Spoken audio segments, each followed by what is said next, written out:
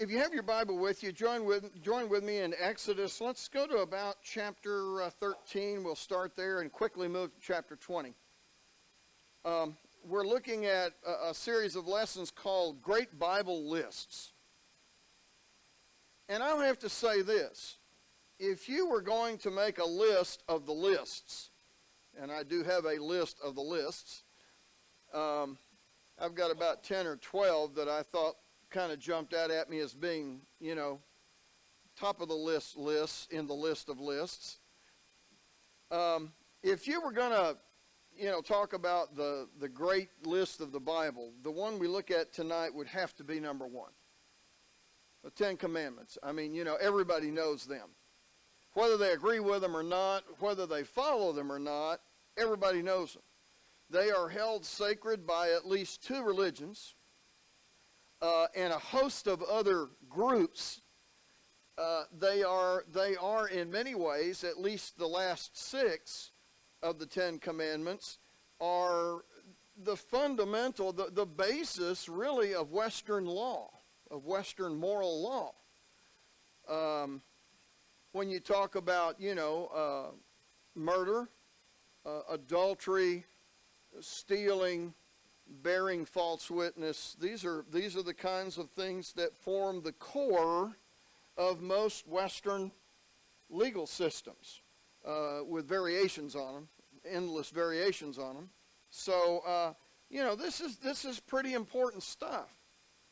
We need to be very careful as we look at the Ten Commandments to read them, as I often do, as most of you know. I feel strongly that you have to read them first within their original context.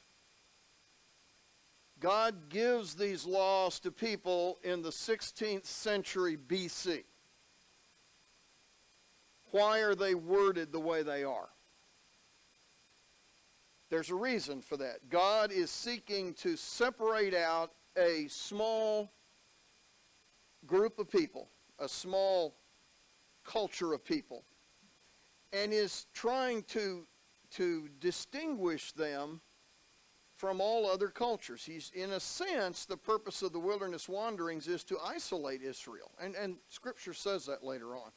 God's goal is to get them away from everybody so that he can basically program their culture in the way that is consistent with him and is in opposition to the essential world culture around them. And that's very important to remember when you look at the Ten Commandments. It's like reading 1 Corinthians 13. Oh, what a beautiful description of love.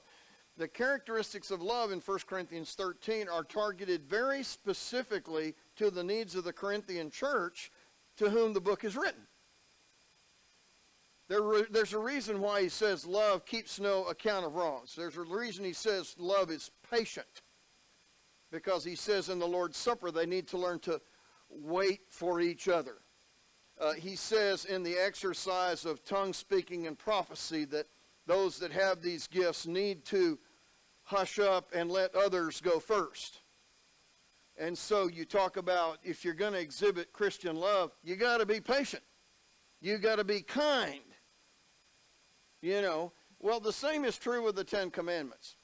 When you come to chapter 13 of Exodus, the children of Israel are called out following the list from last week, the 10 plagues, which was basically an anti-Egyptian statement by God, an anti-Egyptian pantheon statement by God. The children of Israel crossed the Red Sea. In chapter 15, Miriam, the sister of Moses, composes this beautiful, beautiful song. And by the way, if you consult with students of ancient Hebrew, they will tell you that the literary and language style of this song in chapter 15 is much, much older than the literary narrative style of the rest of the book of Genesis, which tells you something, doesn't it? Whoever wrote Genesis, as it was written, this was incorporated into it. This ancient hymn had been preserved verbally in the tradition, probably for hundreds of years, and was then scripted into the historical account. Then the children of Israel they take a hard right. They cross the Red Sea. They take a hard right and head south along the coastline of what is called the Sinai Peninsula now. It would be along the eastern shore of what we know today as the Red Sea. And they come to a couple of areas where they have problems with water in chapter 15. Manna and quail, they have food issues in chapter 16. As all of that goes on, chapter 17, they have problems getting water, and so the rock is tapped for water. There is a brief military battle with the Amalekites. In chapter 18, there is a visit from Moses' father-in-law, which means we're getting down somewhere close to the area where Moses spent his 40 years in exile. And then in chapter 19, the children of Israel arrive at Sinai. I want you to look at the first verse of chapter 19. In the 3rd month after the Israelites left Egypt, they came to the desert of Sinai. It's interesting that, if they can move that quickly, you wonder where in the world they went for 40 years. They must have done some powerful wandering to wander around, because, within less than a year, even given the extended time they stay at Mount Sinai to get the law of Moses, they arrive at the southern approaches to the Promised Land less than a year after they leave Egypt. There is less than a 12-month period involved before they come to Beersheba. That's what they call it down in Warren County, isn't it? Beersheba? Isn't it called Beersheba? Yeah, Beersheba. Beersheba is what it is. This is a fortress city on the very southern edge of the land of Canaan, on the northern edge of the Sinai Desert. It's considered the last military bastion before you enter the desert area. So the children of Israel basically transit south from Egypt down to the end of Sinai and back up, and counting their time at Sinai takes them less than a year. So that's pretty impressive. Somebody says, why don't they just cut straight across? Because the only major highway in the entire world at that time went from the delta of the Nile into the city of the Philistines in South Palestine along the coast, along the northern coast of the Sinai. And this area was heavily fortressed. About every 10 or 12 miles, there is a huge Egyptian garrison. So it would have been essentially suicidal to take them that route. So they go south. They come to Sinai. Sinai is an area. Horeb is the mountain. The mountains, there's a lot of debate over where the Sinai range is. Traditionally, because of St. Catherine's Monastery, it's considered near the southern tip of the Sinai Peninsula. We don't really know that for a fact. There were no signs, there were no carvings found on the mountain there that said Moses slept here or anything like that. So, this is all archaeological best guess conjecturing. Of course, St. Catherine's would like you to believe they sit on Mount Sinai because that's their claim to fame. They also have the finest manuscript collection on the face of the earth outside of the Vatican. But, they come down to Sinai, and there the 12 tribes they gather in the plains below the mountain of God, and they pitch camp. They settle in. And they settle in. God suggests they're going to be there a while. So, put down your pent stakes, dig in, settle down, put up your dining flies. We're going to be here a while. All this time, God's providing water from the rock. He's providing quail for meat. He's providing manna, or as I call them, celestial hoe cakes, for the children of Israel to eat. And so they're being fed. They're being nourished. Their clothes are preserved. They've just defeated the only threat in the area, the Amalekites. And so basically, they're there for a while. Moses takes them directly there, and he says, God says to Moses, consecrate the people. We've got some business to transact. And basically, the rest of the book of Exodus, the next 30 chapters of Exodus is the transaction. Moses is up and down the mountain several times. On one occasion, he goes up and spends 30 days and comes back down. And what you have then is, beginning in chapter 20, you have God lays out for the people of Israel, for this new novice group of people, these new converts. He basically takes them through Mosaic Law 101. Now, the thing is, the Ten Commandments, which is in chapter 20, it seems to me is the foundation for everything else. Now, when you go through the rest of the book, you choke to death on the nuts and bolts. This sacrifice, that kind of sacrifice. These kind of sacrifices, those kind of sacrifices, you can only offer this. It can only be that size. You've got to cut it this way. You've got to offer it at this time. You have to keep these parts. You have to burn those parts. These are the sins of this. These are the sins of that. Line, line, line, line, line, line, line. And it starts looking like American law code. You ever been in a lawyer's office? Seen all the books up on the wall? My uncle tried to get me to look into law when I was growing up, my Uncle Roy. When I was about 10, 11, 12 years old, I'd go and visit with him and my Aunt Doris up in their apartment, little old apartment. And he was a young lawyer coming out of the University of Louisville, and he would hand me, this is the kind of weird kid I was. He would hand me a lawyer's book of case law, and he'd say, here's something to read. And I'd sit in bed at night and read it. And, it's like, I think it prepared me for reading Exodus and Leviticus later. But if you've ever noticed, if a lawyer, for instance, studies corporate law, just corporate law, he'll have a library of several thousand books that contains all the state and federal corporate laws. I mean, it's just overwhelming. Well, the law of Moses is not quite that bad, but it is extensive. And it aims to cover virtually everything. The emphasis in the law of Moses, now listen carefully, is on two things. Preserving the holiness of God, the sanctity and holiness of God, and preserving dignified, respectful social relations between people. That's really the law.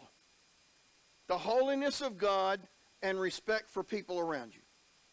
I mean, if you want to, I know Jesus said it this way. What did he say? He said you could summarize the law in two statements, right? You shall love the Lord your God with all your heart, soul, mind, and strength. Is that the holiness of God?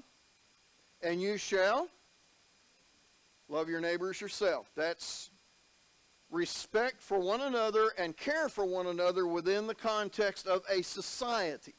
God is trying to establish a functioning society based on the personality of God himself, a theocracy.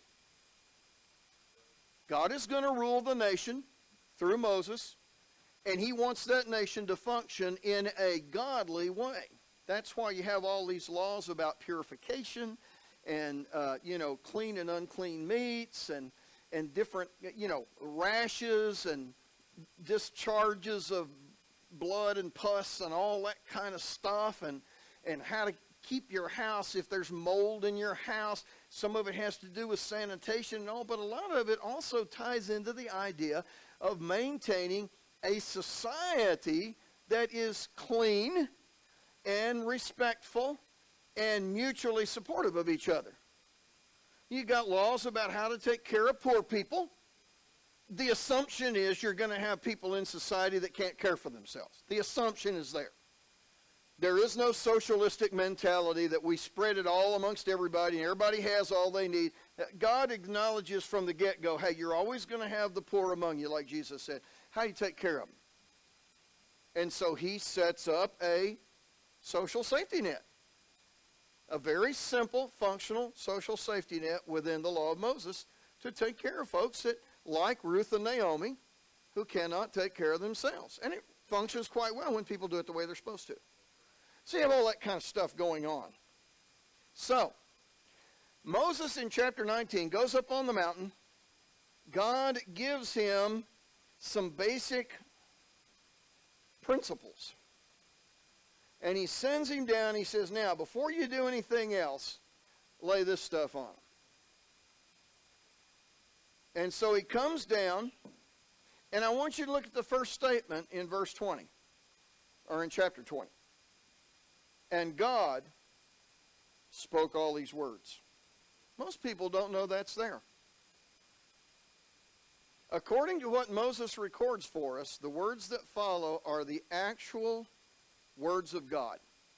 That God spoke. Moses, one of the very few people in the Bible who has direct dialogue with God personally. God speaks to Moses.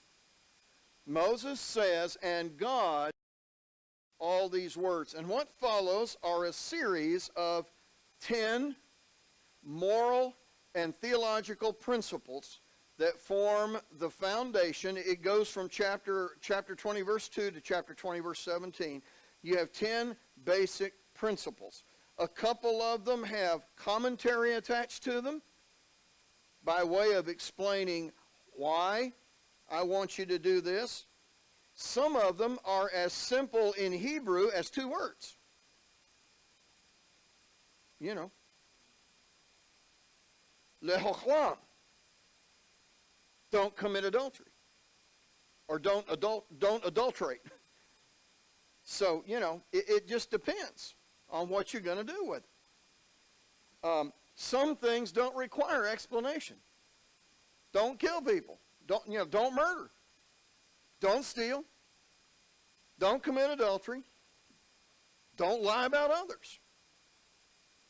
That's pretty simple. God didn't feel like he had to do a lot of explanation about that. If you're too dumb to figure that out, God has a system for taking care of that too. When you're that dense, God kind of looks out for you, doesn't he? So those are pretty straightforward. But the first few are really fascinating. There are 2 sets of teachings. The first 4 have to do with your belief system, your religious practice. They have to do with your relationship to God. I like to put it this way. The first 4 commandments are vertical. The last 6 commandments are horizontal. That is, the first 4 have to do with you and God. The last 6 have to do with you and me in relationship to each other. There is, by the way, no call per se. Now, don't go too far with this. There is nothing in the 10 Commandments that has the idea of, just my personal holiness.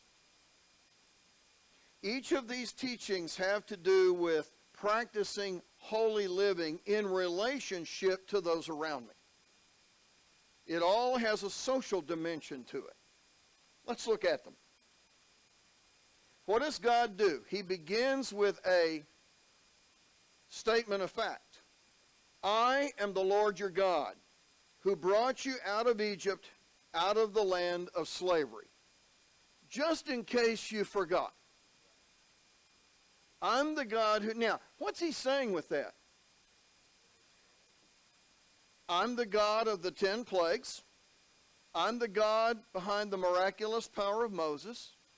I'm the God who has provided the pillar of smoke in the day and the pillar of fire at night by which you travel and stop and go.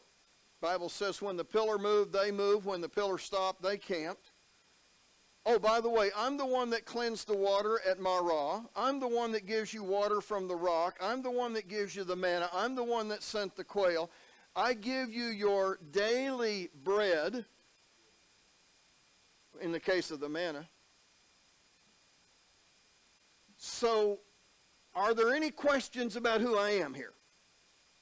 God says, I'm the man. So there's an authority statement. Now, the first commandment, very simple. You shall have no other gods before me. The law of Moses does not permit polytheism, the worship of many gods. God says, notice, I am the Lord your God. You can't have any other ones. So all that Egyptian garbage, toss it out. Doesn't count. When you get to the land of Canaan, the Canaanite gods, throw them out. Philistine gods, forget about them. Gods of the Hittites, no good.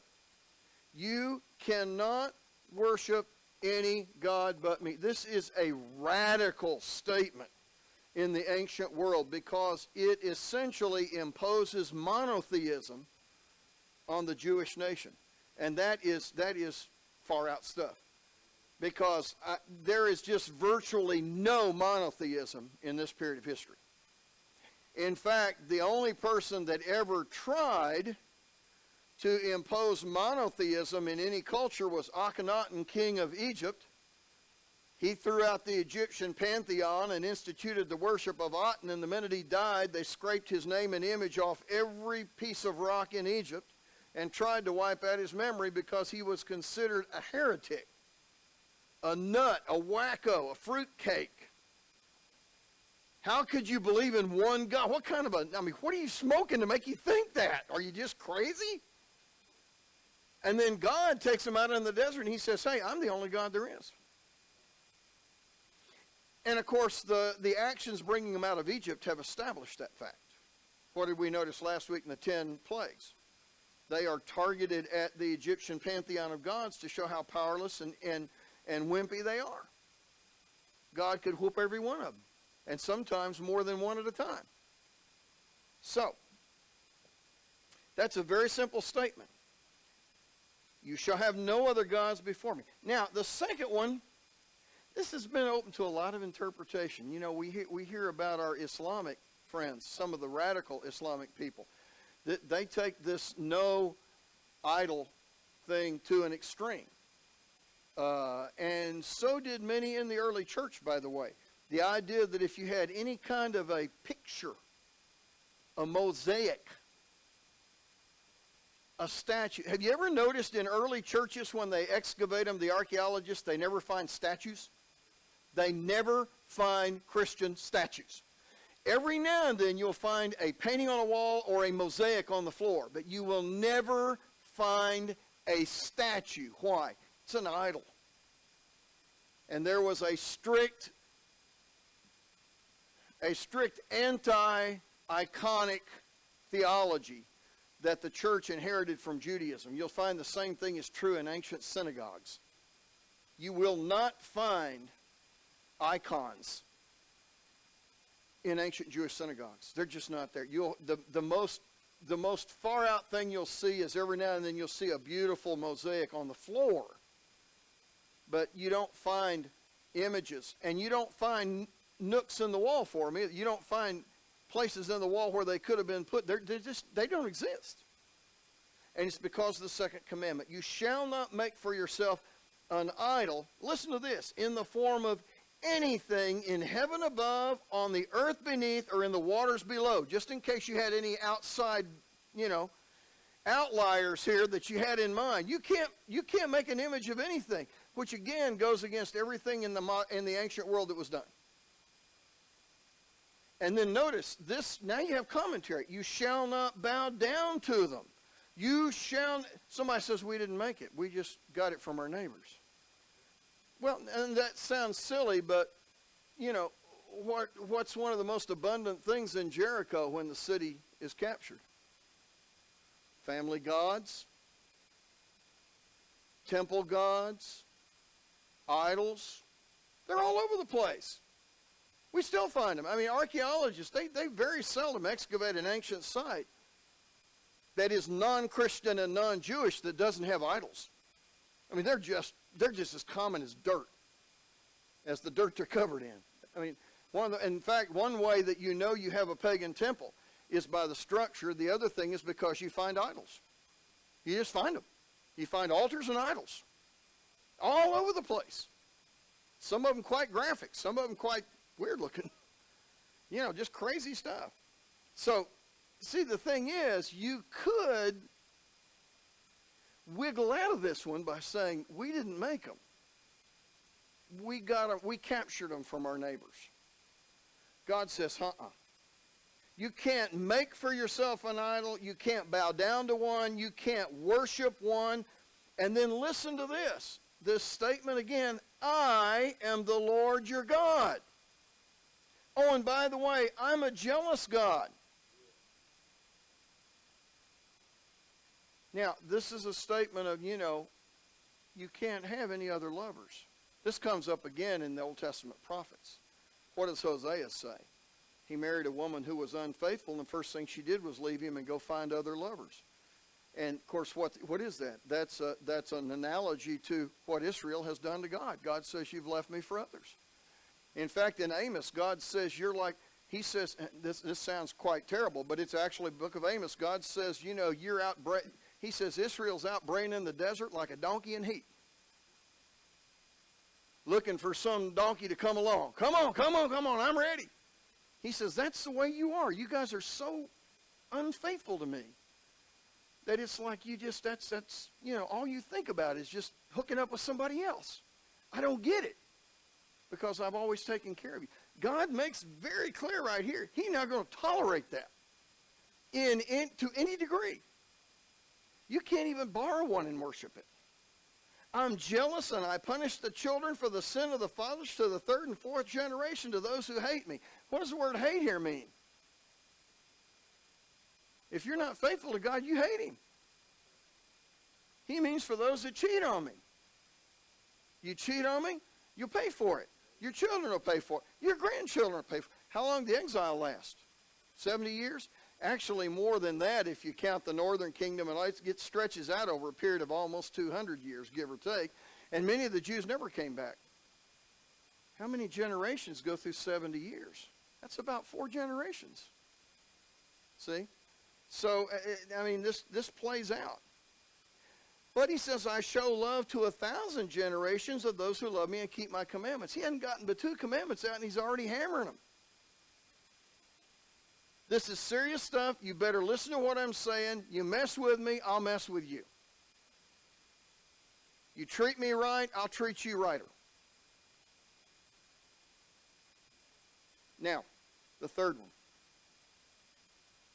You shall not, what is it? What does the King James say? Thou shalt not take the name of the Lord your God in vain. You shall not misuse the name of the Lord your God, for the Lord will not hold anyone guiltless who misuses his name. One of the most offensive things that I hear, and I'm hearing it all the time now, I hear it from my school kids all the time. Oh my God. And I want to walk over and just smack them and say, you filthy-mouthed little thing. I would rather them use some of the 4-letter words than to say that. I was taught that when you said something like that, your lips would fall off. Your eyes would turn to blood and your limbs would wither. You would never say something like, oh my God. Or another one you hear a lot is, oh, I swear to God. Really? Really? Well, you will someday. But it'll be under adverse. Notice what God says. And his commandment here is very simple. He just says, you shall not misuse the name of the Lord your God. That means unless you're referring to him or addressing him in a respectful way, it's off limits. He is suggesting that God's name is not available for everyday conversation. And that God's name is not a slang term that can be used like any other word in the ancient culture. You can't do that. And his statement is very simple. He says, don't misuse the Lord's name. Because if you do, I'm going to hold you guilty for it. I'm going to hold you to it. That is a frightening commandment, and one that people just totally ignore.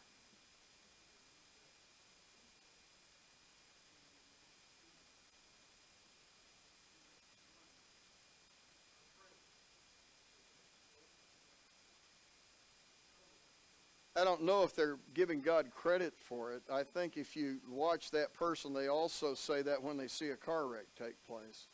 You know. Yeah, one of my granddaughters popped that out once, and I just about pounded her in the floor right there. We literally left the table and went out and had a come to Jesus meeting. She almost came down the aisle that night. I mean, we had a long talk. And I said, hey, you can use that anywhere you want. You use it in my presence. You will not be in my presence anymore. I will not tolerate you saying that in front of me. Which shows a very cavalier, disrespectful attitude. See, here's the idea. What's the goal of all this? You shall have no other gods. You shall make no images of God. You shall not insult God with words in any way, shape, or form. Why? Because God, what does he say? First thing he says is, I'm the Lord your God. The Lord. I'm the Lord your God who brought you out of Egypt and out of the land of slavery. I am so different from you. Don't mess with me. Don't take advantage of me. Don't abuse me. Don't lie to me. Don't misuse my... You can't even misuse my name. Or I will make you pay for it. Now, you know, you can talk all you want about, well, let's make God warm and fuzzy, but God in the Bible is not always want himself perceived as warm and fuzzy. God wants himself understood as being high and holy. He's the creator, and he makes the rules. Period. Well, I don't agree, but you know, in the Old Testament law of Moses, if you had said, I don't agree with that, you'd probably been struck dead by God right then. He wouldn't even tolerate it. I mean, God's nicer to us nowadays. He lets us live for a while. But this is pretty solid. Now, we don't want to get away with this. We don't want to lose this. But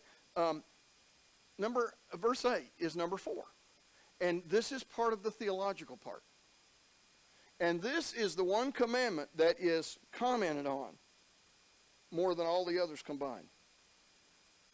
And it's the one that we may, probably the third one is one that we ignore as much as any, but the fourth one, even among Christian people, even among religious people, is ignored pretty regularly. And by the way, this is not the commandment to go to church. Please, let's not play that game. That's silly. Remember the Shabbat. The word Shabbat comes from a root word that means two things. It means to rest, and it then comes to mean seventh as well. Remember the seventh day. And the reason I know here it refers to the seventh day is because look what he says. Remember the Shabbat to keep it holy. 6 days you shall labor and do all your work, but on the Shabbat, the seventh day is the Shabbat to the Lord your God. On it you shall not do any work. Any work. Did you know that in Israel,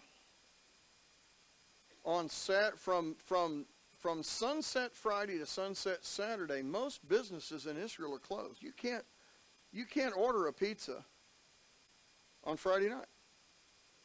They're closed. It's interesting. If you do archaeological work in Israel, you only work 4 days a week. Because the Muslims get Thursday off, Thursday night to Friday night. The Jews get Friday night to Saturday night off, and the Christians get Saturday night to Sunday night off. So you literally, and because you have all three on most archaeological sites, you usually have Christian co-directors. Every excavation in Israel has to be overseen by a Jew, by a member of the Israel Archaeological Authority. And most of your day laborers are Palestinians. So to keep everybody happy, you get off at 6 o'clock on Thursday, and you don't have to be back to work until about 7 o'clock Sunday night. Now, that's what I call a great work week. Of course, when you're there, you may work 18-hour days during those 4 days, because their excavation season is also very narrow gap. And you hope you're not in an area where there's hostilities, because if they are, then you just have to suspend that season and lose a year. It's a very interesting thing. So, but remember the Shabbat. Keep it holy. You shall not do any work. Now, somebody says, well, fine, I won't do any work. George, I want you to go do all this for me. He says, no.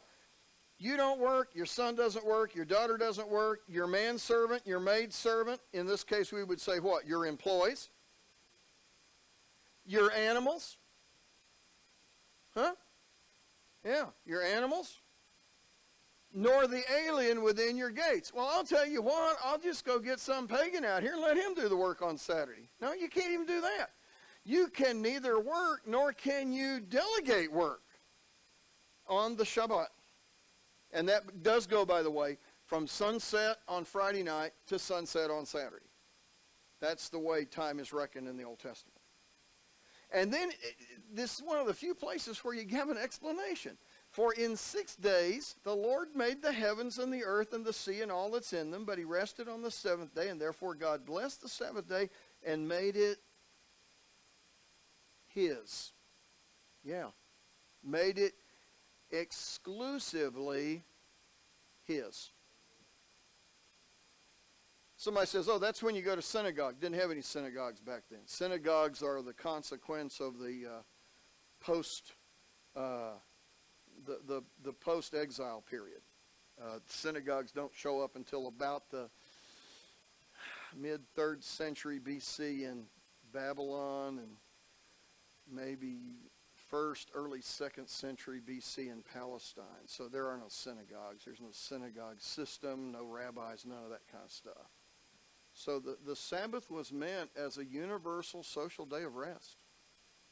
You shut down shop. Now, many of us who are older grew up in a culture where the Christian community interpreted this to apply to the Lord's Day on Sunday, so that many of us remember the blue laws, where on Sunday, used to you couldn't go out and have lunch on Sunday afternoon. Where would you go? Even if you lived in downtown Nashville, you couldn't go out and eat. There's no way. If you ran out of communion bread, you couldn't run up to the local place and buy some flatbread to replace it, because you couldn't stop by. I mean, Marty and I, every Sunday night on the way home from church, we stopped by and do grocery shopping at Walmart on the way home. You couldn't have done that. It would have been closed. Now, I think that requirement, as much as we appreciated it, and many of us enjoyed a time when that was done, that had no biblical basis. I mean, let's be honest. It was something that, out of respect for God, people in our society chose to do it, and I appreciate that. But you really can't argue. You can no more argue that as a biblical requirement for Christians than you could argue that God requires us in the church to practice tithing. You can't make that case biblically. You cannot. I challenge you to show me one single verse in the New Testament where tithing is required. It's just not there. Law of Moses required it, and if we tithe the way the law of Moses said we tithe, you wouldn't like that. You tithe everything. You go buy 5 pounds of sugar, you take 10% of it and bring it to God before you take it home. So, and by the way, God tithed the gross, not the net. He got the gross, So, if you made $92,000 last year, you owed God $9,200. You didn't reduce that for tax purposes down to $68,000 and then give God $6,800. That didn't work that way. So anyway, So this requirement of the Sabbath is very important. It shows, and it was it's for the purpose of keeping the people focused on God. And what's one of the complaints in the prophets? You've quit keeping the Sabbath. Quit keeping the Sabbath. There are 6 more, and these take on a social dimension. They have to do with our horizontal relationships with each other. Didn't want to do that into the mic. That could be terrible. Okay, let's look at them real quick. The first one, honor your father and your mother. For the word honor, I'd almost prefer the word respect. That's what's implied. And it has to do not just with being respectful toward them, it has to do with taking care of them. It has to do with feeling a social responsibility toward them. It has to do with seeing that they are cared for. You know, even in the New Testament, when you talk about the requirements for a woman to be cared for by the church as a widow, the first requirement was that she could not have living children. Because if she had living children, she was not qualified to be helped by the church. It was assumed that her children had a responsibility to help her. Now, there's a reason that teaching was there in the New Testament. It was assumed that, you know, if mama needed help and she was on her own and you were one of the kids, you helped her. It was, and this is part of the basis for what the Bible says when it says a man who won't provide for his own has denied the faith and is worse than a pagan. It's because there was this permeating sense of social security, social responsibility for each other. Not that I'm responsible for everybody, but I'm responsible for mine. Old or young, male or female, you take care of your folks. Most of us growed up that way, didn't we? You take care of your folks. And so that's here. And he says this is the first commandment given that has a promise attached to it. Honor your father and your mother so that you may live long in the land the Lord your God is giving you. I thought it said you'd live long on the earth. It didn't say that. It says you'd live long in the land. Why? Because you would be a participant in a long-term, caring, stable society where people took care of each other. Those kind of societies are very survivable. So there is that strong social dimension. You shall not murder. Now, you know, how do you do, and we can split hairs over this. But if you read further in the law of Moses, murder is defined as either the intentional or the careless taking of life.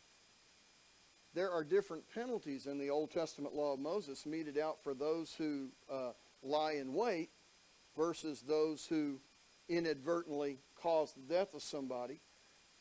Although even that sense of responsibility reaches a limit. If a man has an ox that goes out and gores a person, he gets a pass the first time. He has to pay restitution and keep the animal penned up. But the law says if the animal gets out again and kills a man, the man that owns the animal pays with his own life, because at that point he knew the animal was dangerous and he didn't keep it up the way he's supposed to. And so now he is morally responsible for the actions of the animal. Wouldn't it be interesting if we did that to parents? Yeah. You get a pass first time around, second time your kid kills somebody, we'll take you too. Because you know he's dangerous, didn't keep him penned up, or something like that. But I mean, that's something to think about. The Bible even allows, there is a passage in Deuteronomy that allows for what happens. What happens if two men get in a fight and they inadvertently strike a pregnant woman and she miscarries?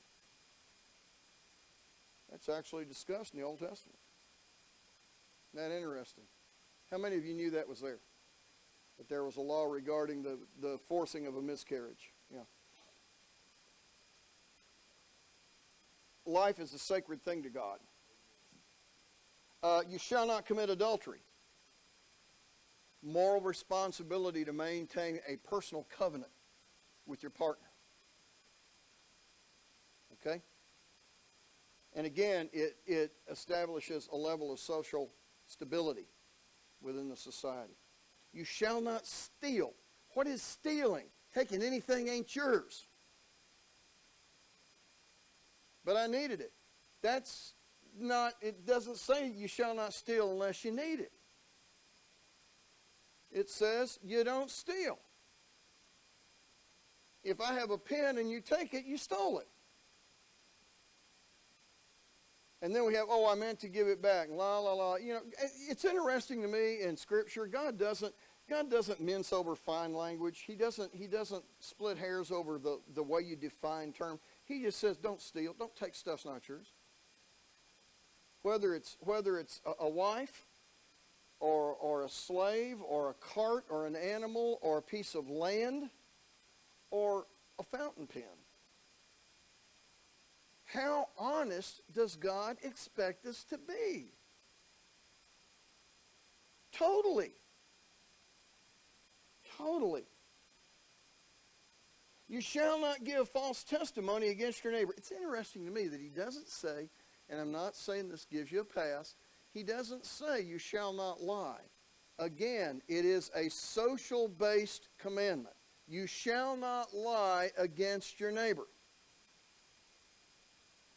You shall not give false testimony. That would include gossip. Oh, but I didn't know it was false. All the more reason not to pass it on. I tell my kids in school, if you don't know it's for sure, keep your mouth shut. You ever played telephone? You ever played that game called telephone? Where you line 10 people up and you whisper something to one of them and then pass it down the line, see how it sounds when it comes out at number 10? And number 10 says it, and number 1 will say, what? I didn't say that. I didn't even say anything. I didn't mention Tuesday. And it was 2, not 3. And it was cake, not cookies. I said, well, there's 10 of us in the same room looking at each other, and we can't get it right. How bad do you think it's going to get by the time it gets to Baxter and back? Through 135 people and 23 cell phones and 15 text messages and Facebook and everything else. Yeah. You know, how thoroughly do we want to obey these? And by the way, these are not church commands or Mosaic commands. These are moral standards that are being established. These are fundamental, socially moral standards that God expects us to follow. The last one is you shall not covet. Why? Because if you covet, you'll murder, commit adultery, steal, and bear false witness. Number 10 is the foundation for what? 5, 6, 7, and 8, 9. You shall not covet what? I think he could have, and you know, if I were editorially advising the Lord on this one, I would have just said, say anything. You shall not covet your neighbor's anything. Period. Because that's basically what he says. You shall not covet his house, his wife, his servants, his animals, or anything he owns. What does it mean to covet? See, you don't know if you broke the law unless you figure out what the law means. It's kind of like killing. What does it mean to kill? What does it mean to covet? Well, is it just want?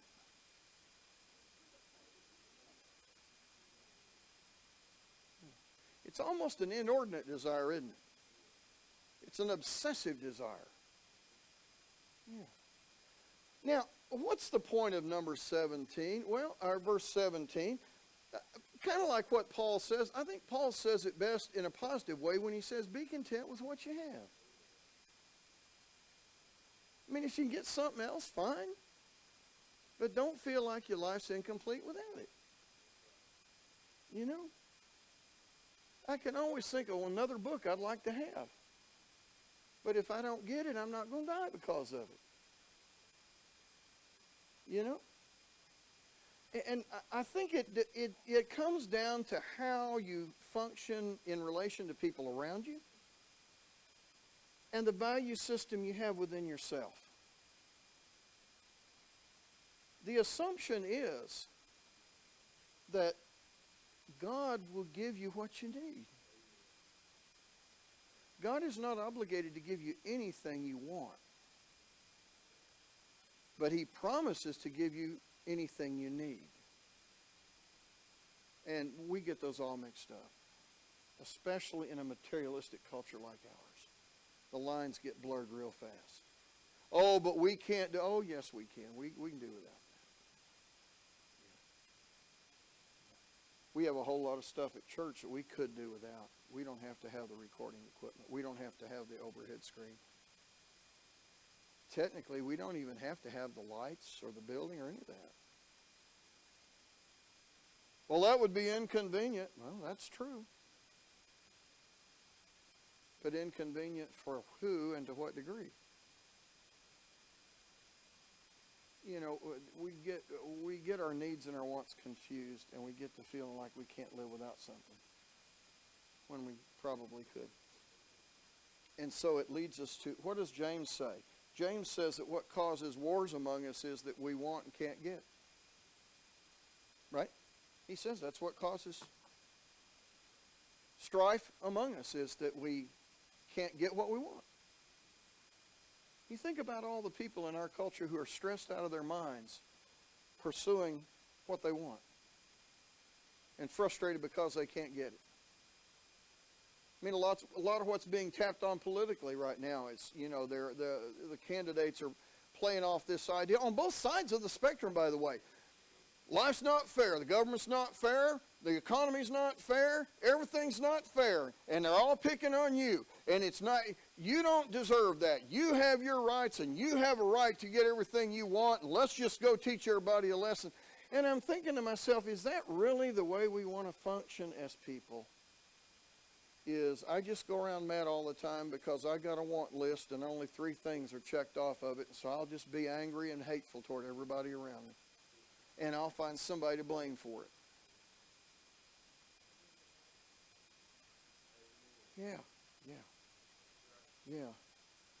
Yeah, drop off in Greece for a few months. Yeah. Drop off in the Democratic Republic of the Congo for about 3 months and see how you like it there, and then come back and we'll talk again. And, you know, it's easy to say that. I get that. But, I mean, you know, it's just, they're playing on the fact that people are just unhappy because they want and can't get. And now we're raising people in a society where everybody feels like they're entitled to it. They're entitled to everything, you know. My kids want at 30 what I didn't get until I was 60. And they want that plus 50%. And, you know. And then we wonder why our nation is plummeting spiritually. Well, you know, the more you get connected to stuff, the less connected you are to God. There's just almost a direct effect there. Anyway, let's close with a word of prayer real quick. Father God, watch over us, take care of us, bless us and be with us as we go out into the world. Help us to think about these lists that you put in the Bible. Sometimes you're there to kind of nudge us and provoke us a little bit. Help us to understand why they're there and how they can challenge us to more godly living. Be with those that we've prayed about. Watch over us and bring us together on the Lord's day, if it be your will, and if the world stands that long. We ask it in Jesus' name. God's people said.